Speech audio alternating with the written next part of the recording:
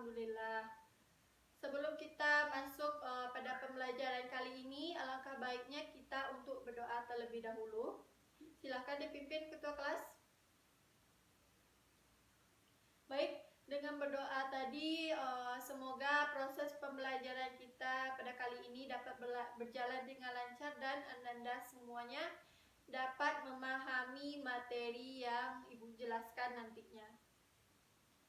Sebelum kita masuk pada materi, Ibu ingin bertanya terlebih dahulu, di lingkungan kalian, apakah kalian pernah menemukan seseorang yang sudah atau mungkin sudah usia produktif atau mungkin berusia 20 tahunan, namun dia belum bekerja atau mereka masih di rumah saja dan masih pergi nongkrong dengan teman-temannya. Apakah Anda semuanya pernah melihatnya? Pernah ya? Hal itu disebut dengan apa? Pengangguran. Jadi pada kali ini kita akan membahas materi yang berkaitan dengan pengangguran tersebut. Pada minggu sebelumnya Ibu sudah meminta kalian untuk membaca materi terlebih dahulu di rumah. Ada yang sudah membacanya? Ada ya? Jadi pada kali ini kita akan membahas materi tentang ketenagakerjaan. Bu, kenapa sih kita perlu mempelajari ketenagakerjaan ini? Di mana kita perlu mempelajari ketenagakerjaan ini dengan tujuan agar kita dapat mengetahui apa itu ketenagakerjaan, apa itu tenaga kerja, apa itu kesempatan kerja dan angkatan kerja. Yang kedua itu kita dapat mengetahui apa saja penggolongan-penggolongan dari tenaga kerja ini. Yang ketiga, kita dapat menemukan masalah-masalah apa saja yang terjadi pada tenaga kerja ini dan bagaimana cara dan mengidentifikasi apa saja upaya-upaya yang dilakukan untuk meningkatkan kualitas tenaga kerja. Baik, materi kali ini yaitu tentang ketenagakerjaan. Ada yang tahu apa itu ketenagakerjaan? Ya, silakan. Baik, ketenagakerjaan adalah segala sesuatu hal yang berhubungan dengan tenaga kerja, baik itu sebelum, selama maupun itu sesudah masa kerja. Selanjutnya yaitu ada tenaga kerja. Ada yang tahu? Silakan. Baik, tenaga kerja adalah seseorang atau setiap orang yang mampu melakukan suatu pekerjaan, baik untuk menghasilkan suatu barang atau jasa, baik itu untuk kepentingan pribadinya maupun itu untuk masyarakat. Di sini kita sudah mendapatkan apa itu tenaga kerjaan dan tenaga kerja. Selanjutnya yaitu kesempatan kerja. Ada yang ingin mencoba untuk menjawabnya? Silakan. Baik. Jadi kesempatan kerja itu di mana adanya lapangan pekerjaan atau kesempatan kerja yang tersedia untuk tenaga kerja yang membutuhkan. Selanjutnya itu ada angkatan kerja, di mana angkatan kerja ini adalah penduduk yang sudah berusia produktif atau usianya 15 sampai 64 tahun, yang dimana mereka sudah mendapatkan pekerjaan namun sementara tidak bekerja, atau seseorang yang sedang aktif mencari pekerjaannya. Apakah angkatan kerja ini sama dengan tenaga kerja? Ya, silakan jawab. Sama ya. Namun, apakah tenaga kerja ini sama dengan angkatan kerja? Ada yang bisa menjawabnya? Tidak? Oke. Tenaga kerja dan angkatan kerja ini tidak sama. Kenapa?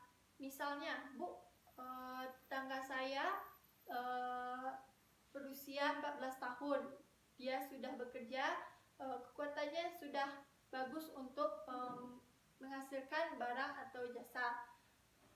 Tapi dia belum mencapai usia yang produktif. Jadi ini tidak termasuk dalam angkatan kerja. Jadi tidak semua tenaga kerja ini masuk ke dalam angkatan kerja. Apakah sudah paham tentang ketenaga kerjaan? Sudah ya? Baik, selanjutnya kita akan membahas mengenai jenis-jenis ketenaga kerjaan. Ada yang tahu apa saja jenis-jenis tenaga kerja? Ada banyak ya. Sebelumnya kita sudah membahas pengertian dari tenaga kerja, dan sekarang kita akan membahas mengenai penggolongan tenaga kerja. Penggolongan tenaga kerja ini ada 3 macam, yaitu yang pertama berdasarkan sifat kerjanya, yang kedua berdasarkan keahliannya, dan yang ketiga berdasarkan hubungannya dengan proses produksi. Yang pertama kita akan membahas berdasarkan sifat kerjanya. Tenaga kerja ini di sini terbagi menjadi 2, yaitu yang pertama ada tenaga kerja jasmani. Ada yang ingin menjawab? Ya. Baik, tenaga kerja jasmani yaitu tenaga kerja yang pada saat kegiatannya itu menggunakan tenaga fisik pada saat kegiatan proses produksinya. Contohnya itu ada sopir, penyapu jalanan, atau kuli bangunan. Yang kedua yaitu tenaga kerja rohani, di mana tenaga kerja ini pada saat kegiatannya itu membutuhkan sebuah pemahaman, ide atau gagasan pada saat proses produksinya.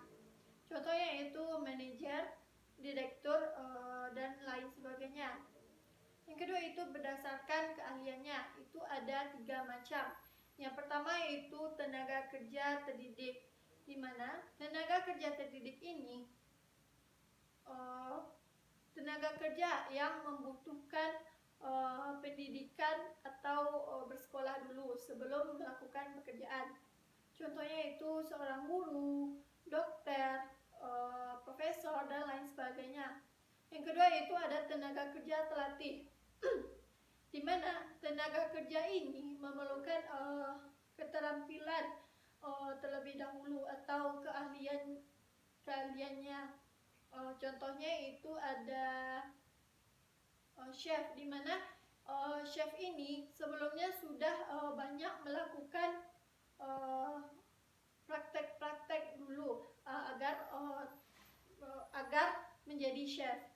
Yang ketiga yaitu tenaga kerja tidak terdidik dan tidak terlatih, di mana tenaga kerja ini tidak membutuhkan pendidikan atau keterampilan, namun hanya memerlukan tenaga saja. Contohnya yaitu kuli bangunan. Selanjutnya yaitu berdasarkan hubungannya dengan proses produksi. Yang pertama yaitu tenaga kerja langsung, di mana tenaga kerja yang bekerja di pabrik secara langsung terlibat dalam proses produksinya, dan biayanya dikaitkan pada proses produksi atau pada barang-barang yang dihasilkannya.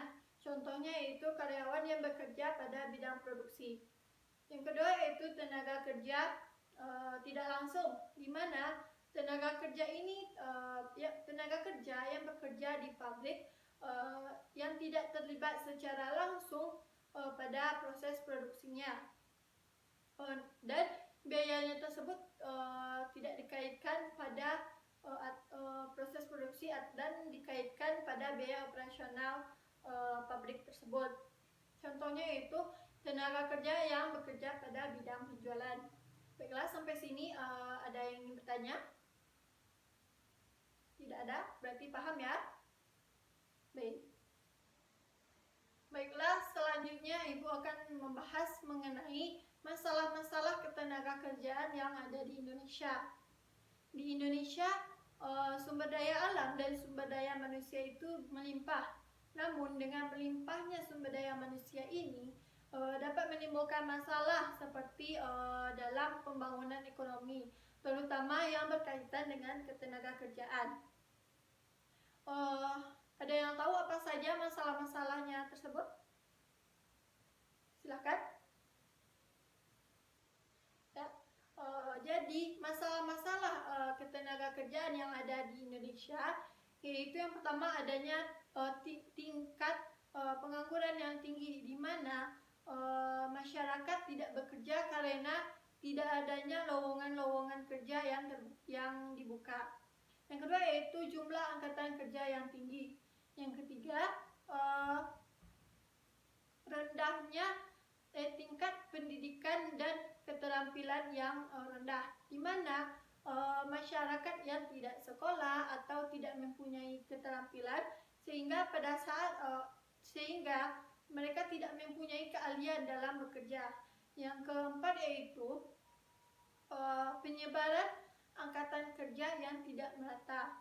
Dan yang terakhir, yang kelima, yaitu perlindungan terhadap tenaga kerja tersebut tidak dilakukan secara maksimal. Namun pemerintah berperan dalam mengantisipasi dan mengatasi dalam masalah ketenaga kerjaan yang ada di Indonesia ini, seperti yaitu dengan meningkatkan kualitas dan produktivitas tenaga kerja, dan yang kedua membuka kesempatan kerja baik itu di dalam negeri maupun itu di luar negeri, dan yang ketiga yaitu membina hubungan industrial antara baik itu dalam negeri maupun itu luar negeri. Ada yang ingin tanya? Paham semuanya? Baik. Selanjutnya kita akan membahas mengenai usaha-usaha dalam meningkatkan kualitas tenaga kerja. Baiklah, selanjutnya Ibu akan membahas materi mengenai apa saja upaya-upaya dalam meningkatkan kualitas tenaga kerja. Tidak dapat dipungkiri bahwa di dunia kerja itu tenaga kerja yang dibutuhkan yaitu siap pakai atau mempunyai nilai lebih berupa tingkat pendidikan dan keterampilan tertentu. Ada yang tahu apa saja upaya-upaya dalam meningkatkan kualitas tenaga kerja? Ada yang bisa menjawab? Silakan. Baik. Yang pertama itu dari pemerintah, di mana yang pertama itu menyusun kurikulum pendidikan yang bertujuan untuk dapat menghasilkan lulusan terbaik atau yang berkualitas dengan syarat-syarat yang ada di dunia kerja. Yang kedua yaitu dengan mendirikan tempat pelatihan yang bertujuan untuk dapat meningkatkan keterampilan masyarakat, seperti balai latihan kerja. Yang ketiga yaitu dengan menyusun dan melaksanakan program-program yang sekiranya bisa mendukung tercapainya sistem tenaga kerjanya. Yang selanjutnya itu dari perusahaan, di mana perusahaan ini bekerja sama dengan sekolah atau kampus dengan untuk kerja praktik atau program magang melalui latihan kerja yang ada di perusahaan yang ada di perusahaan bersangkutan, yang tujuannya agar dapat memberikan pelatihan atau pemahaman kepada calon tenaga kerja mengenai dunia kerja yang sesungguhnya. Selanjutnya yaitu dari individu atau diri kita sendiri. Yang pertama yaitu dengan membekali diri dengan berbagai hal yang diinginkan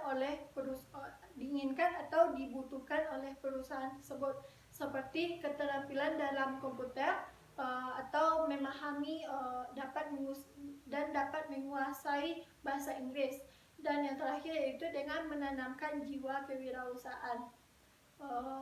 Baik, sekian materi yang Ibu sampaikan pada pertemuan kali ini. Apakah dari Anda semuanya ada yang ingin bertanya? Tidak ada? Sepertinya sudah paham ya. Baiklah, sampai di sini pertemuan kita pada kali ini. Untuk selanjutnya silakan dibaca materi mengenai sistem upah dan pengangguran. Baiklah, kita akhiri pertemuan ini.